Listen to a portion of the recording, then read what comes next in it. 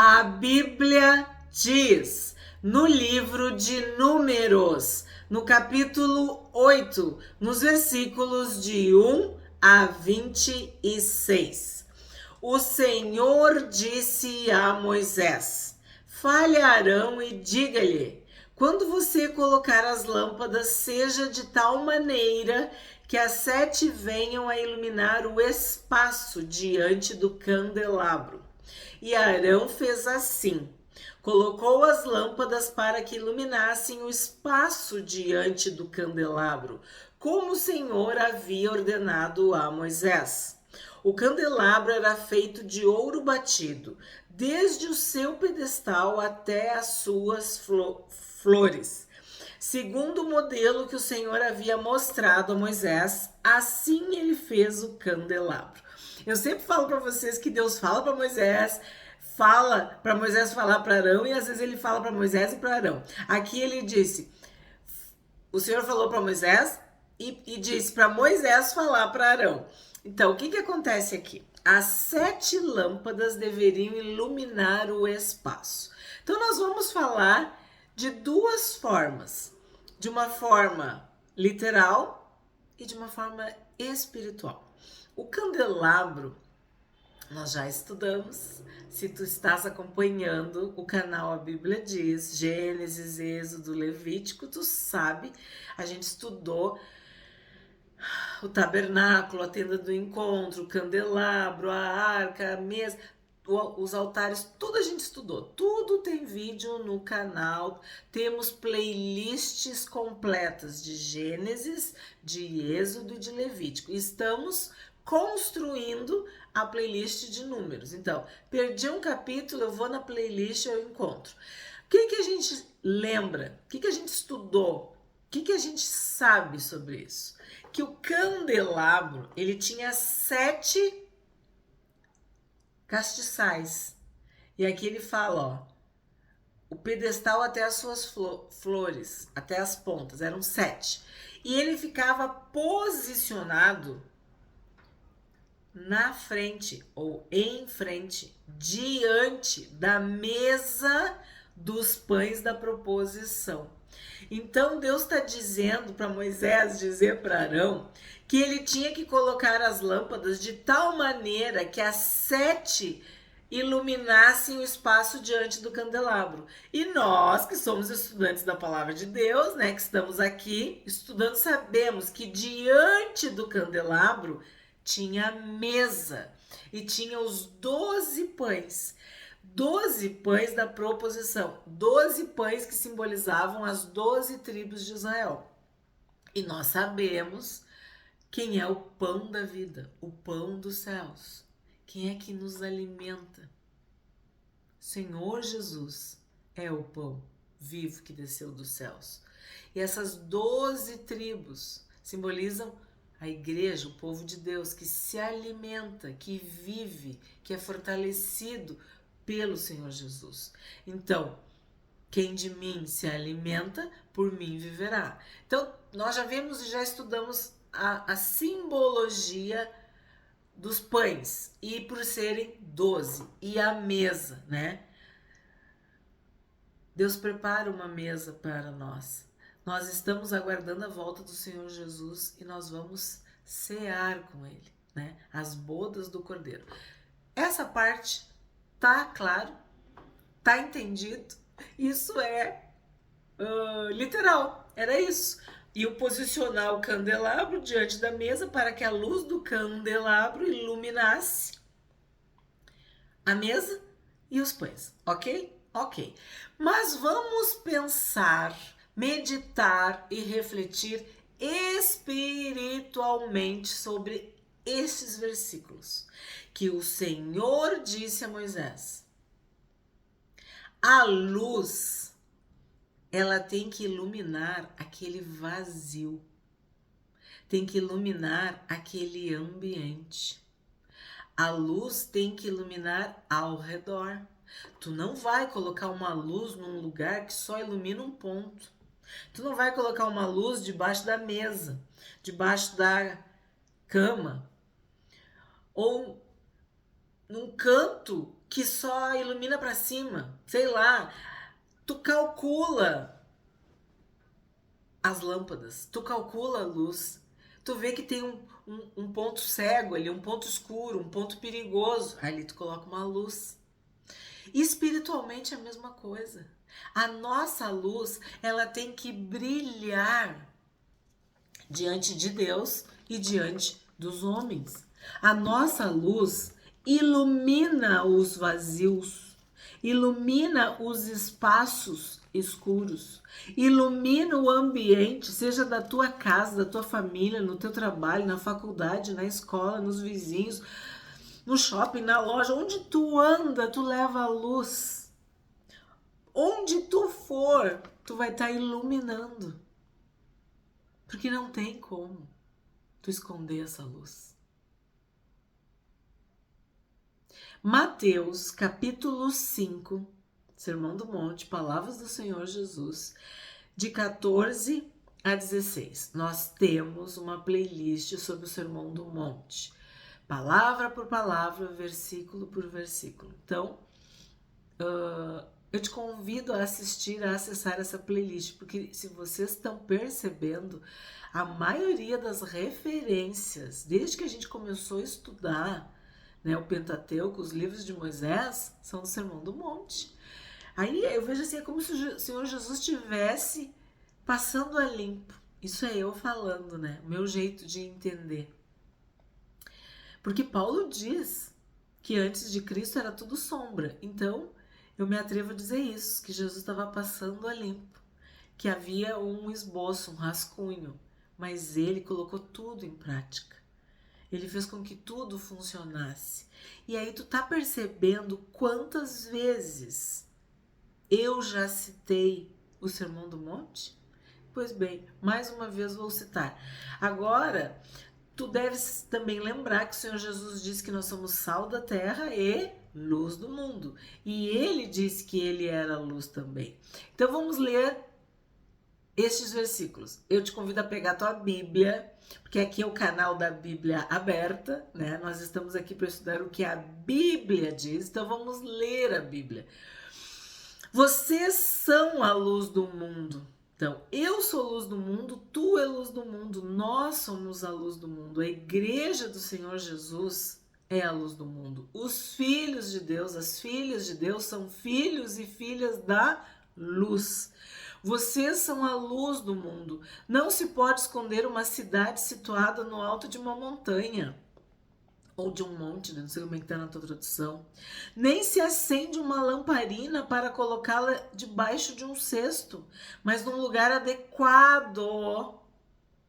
Olha o que Deus disse para Moisés, né, que era para falar para Arão, de tal maneira, de modo, de um jeito. E o Senhor Jesus fala, adequado, onde ilumina bem todos os que estão na casa. Assim brilhe também a luz de vocês diante dos outros, para que vejam as boas obras que vocês fazem e glorifiquem o Pai de vocês que está nos céus. Então, o candelabro tinha que iluminar. Essa luz tinha que brilhar. Ela tinha que incidir diretamente sobre os pães e a mesa. Nós somos chamados a iluminar, a trazer luz. E devemos orar, né? Senhor, derrama luz sobre as nossas trevas. Porque aí a luz de Deus, a luz de Jesus, a luz do Espírito Santo em nós ilumina o nosso ambiente, os espaços, os vazios ao redor, todos que estão na casa, todos que estão conosco. 5. O Senhor disse a Moisés: separe os levitas do meio dos filhos de Israel e purifique-os. Faça o seguinte para purificá-los. Você aspergirá sobre eles a água da expiação. E eles farão passar a navalha sobre todo o corpo deles. Lavarão as suas roupas e se purificarão. A seguir, pegarão um novilho com a sua oferta de cereais, feita da melhor farinha, amassada com azeite, e você pegará outro novilho para oferta pelo pecado. Você fará chegar os levitas diante da tenda do encontro e reunirá toda a congregação dos filhos de Israel. Quando, pois, fizerem chegar os levitas diante do Senhor, os filhos de Israel porão as mãos sobre eles.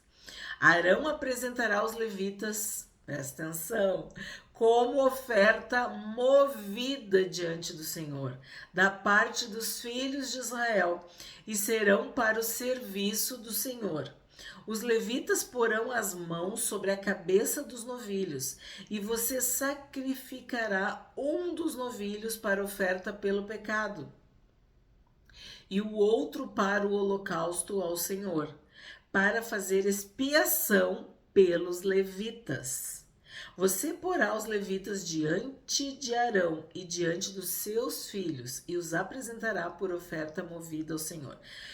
Eu li todo o trecho, mas temos muitas coisas aqui para destacar, para evidenciar. Primeiro lugar, separe os levitas do meio dos filhos de Israel e purifique-os. Quando fala se separar, vocês já sabem que santificar, ser santo e consagrado, significa na sua raiz ser separado. Então, os levitas eram separados, quer dizer, eles eram santificados, eles eram santos, consagrados, ungidos. Quando tu lê isso no Antigo Testamento, isso aí era naquela época. Aí eu vou te dizer, vamos abrir a Bíblia em Atos? Vamos abrir a Bíblia em Atos, capítulo 13, versos 2 e 3, e vamos ver o que o Espírito Santo disse para a igreja. Eu já cheguei. Atos 13, 2 e 3.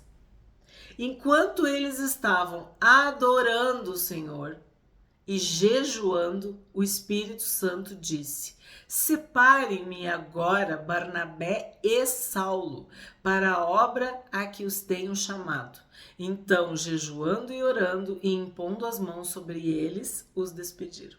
Aí tu pensa assim, mas meu Deus, a gente estava lendo isso em Números, em Levítico, em Êxodo. Sim, porque o autor da Bíblia é o mesmo. O Espírito Santo separa pessoas desde o início. Escolhe desde o início. E tu viu que eles estavam adorando o Senhor e jejuando? Então, os rituais de purificação, de oração, de adoração, de limpeza, de dedicação, de consagração, eles foram, vamos dizer assim, aprimorados, porque todos eles eram algo inicial, porque tu precisa de intimidade, então tu adora o Senhor, tu jejua, quer dizer, tu te aproxima cada vez mais de Deus. Adorar a Deus em espírito e em verdade. Tu te aproxima da santidade de Deus na adoração, porque é tu e Deus. Tu tá na igreja, tu tá cantando, tu tá louvando, mas a adoração vem de dentro de ti. Tu é transportado para a presença de Deus. Deus se aproxima de ti. Então, eles estavam adorando o Senhor. Enquanto eles estavam adorando o Senhor e jejuando, jejuar, tu abre mão, né?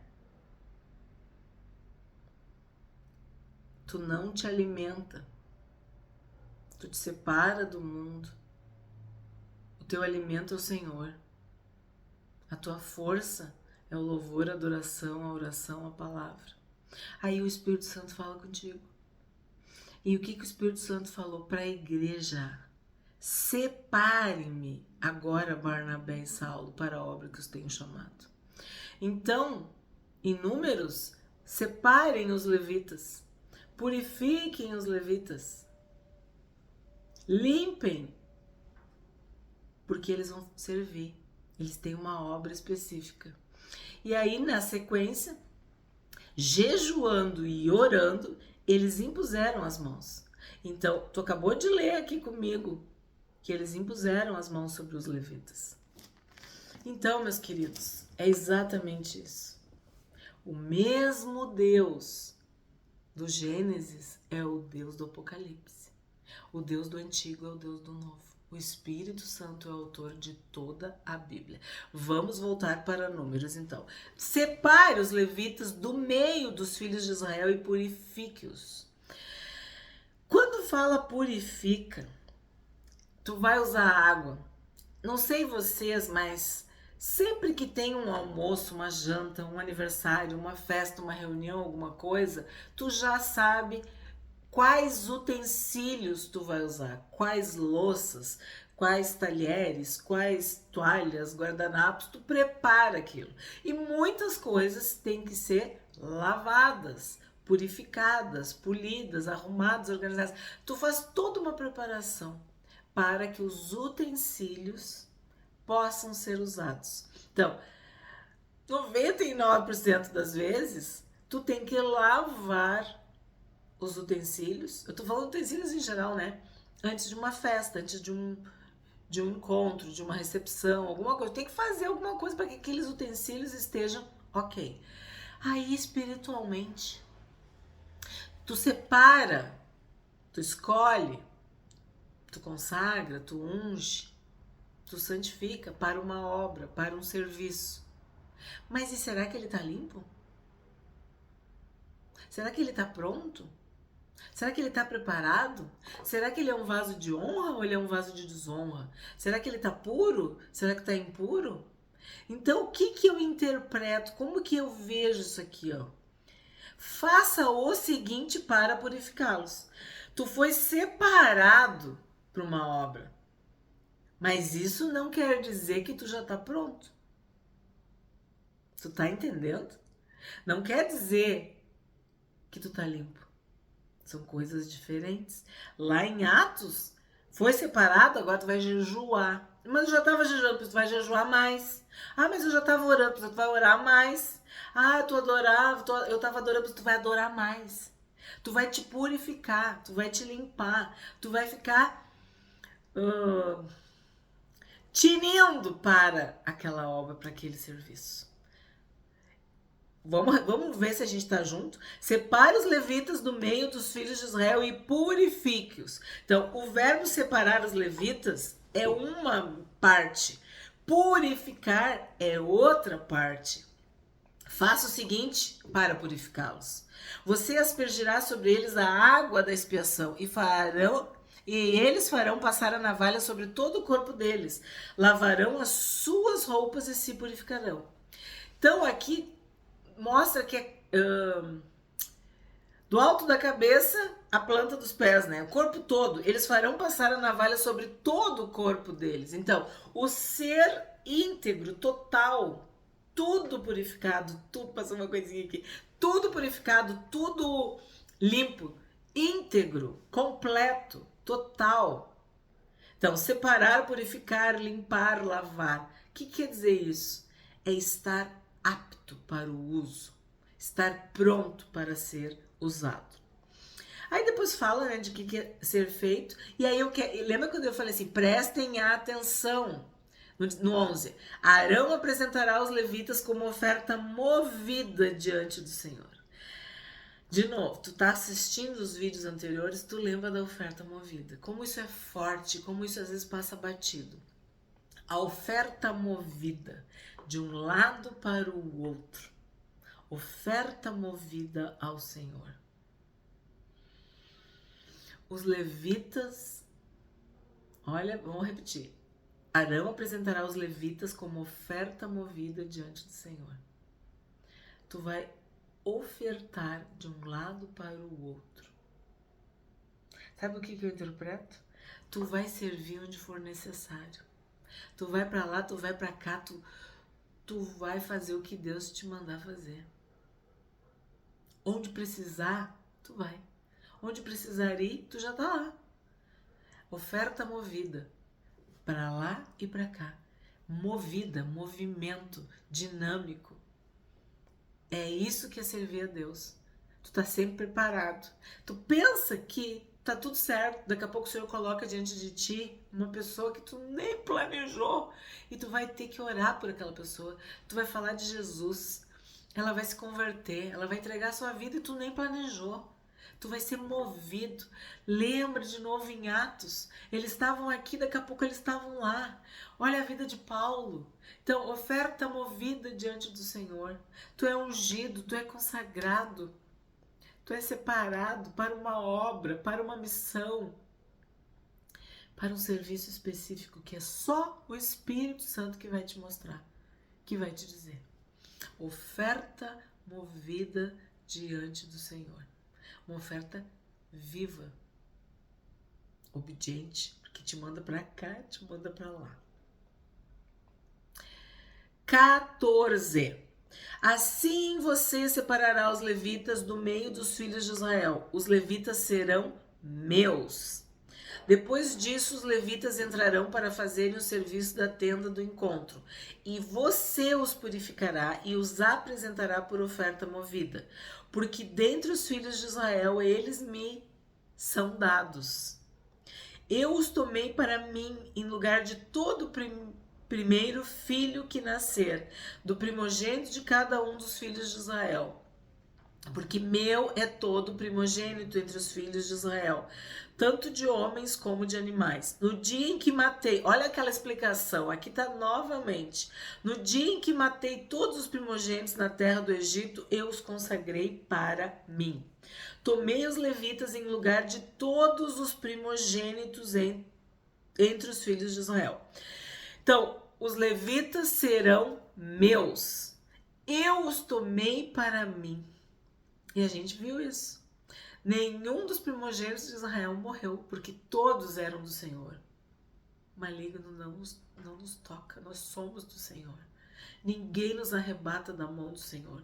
Então os primogênitos são do Senhor. Os levitas serão meus. E aí vem essa frase que eu acho linda, que me comove, que me emociona. Eu os tomei para mim. Vocês lembram quem falou isso? Em Gênesis, Jacó, no capítulo 49, ele falou para José, no 48, no 49, né? Ele falou para José, ele profetizou a bênção, que os netos seriam seus filhos. Eu os tomei para mim. Os filhos de José se tornaram filhos de Jacó. E o cumprimento está aqui. A tribo de Efraim e de Manassés. Ambos eram filhos de José. Tu não encontra aqui a tribo de José, mas tu encontra a tribo de Efraim, filho de José. Tu encontra a tribo de Manassés, filho de José. Que, na verdade, eram netos de Jacó, netos de Israel. E foram adotados, recebidos como filhos. Eu os tomei para mim. Então, Deus tomou os levitas para si. Ele é o dono dos levitas. São meus. Ai, gente, muito forte que eu acho isso. 19. E os levitas, dados a Arão e a seus filhos dentre os filhos de Israel, entreguei-os para fazerem o serviço dos filhos de Israel na tenda do encontro e para fazerem expiação por eles, para que não haja praga entre o povo de Israel, quando os filhos de Israel se aproximarem do santuário. Então, vamos ali, ver se tu prestou atenção, ver se tu viu o que eu vi. E os levitas, dados a Arão e a seus filhos, dentre os filhos de Israel. Então, se Arão representa Jesus, porque Jesus é o sumo sacerdote segundo a ordem de Melquisedeque. Arão aqui, ele é o sumo sacerdote. Então, os levitas foram dados a Arão. Nós somos dados a Jesus. A todos quanto receberam, deu-lhes o poder de serem feitos filhos. Então, os levitas são dados a Arão e aos seus filhos. Arão tinha 4 filhos. Nadab, Abiú, Eleazar e Itamar. Nadab e Abiú aprontaram, né? Ofereceram fogo estranho diante do Senhor e morreram.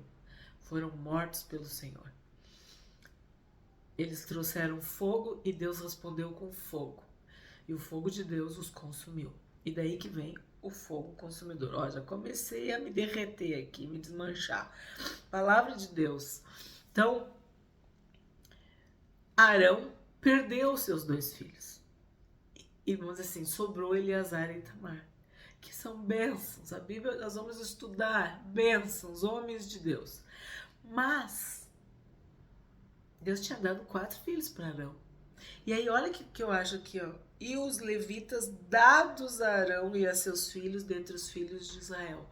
A partir de agora não seria Arão e seus filhos, seria Arão, seus filhos e todos os levitas.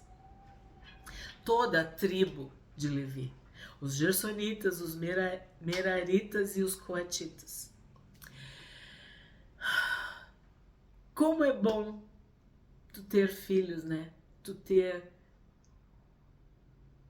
sucessores, tu ter ajudadores, tu ter intercessores, pessoas de confiança.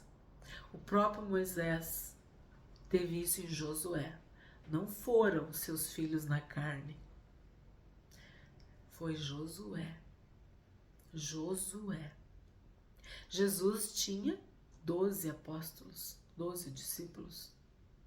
Davi teve muitos filhos, mas quem esteve com ele ao lado das batalhas era Joabe, que tem um vídeo no canal sobre Joabe, uma personalidade muito complexa, um vídeo assim que foi muito forte para mim.